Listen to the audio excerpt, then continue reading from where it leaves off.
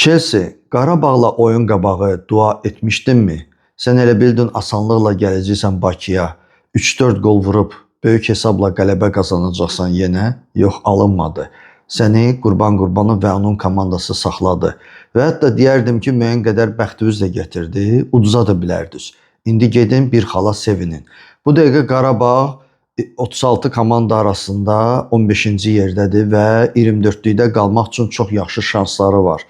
Bunu Qurban Qurbanov da qeyd etdi və mətbuat konfransında onu Fergusonla, Guardiola ilə, Mourinho ilə müqayisə edəndə deməyi ki, mən Qurban Qurbanov kimi də olmuşam. Bir daha sübut etdi ki, bu məşqçi öz yerini bilir, öz işini bilir və əlavə etdi ki, 2017-ci ildə bizə yuxarıdan aşağı baxırdılar. İndi bizə artıq yuxarıdan aşağı baxmaq mümkün deyil.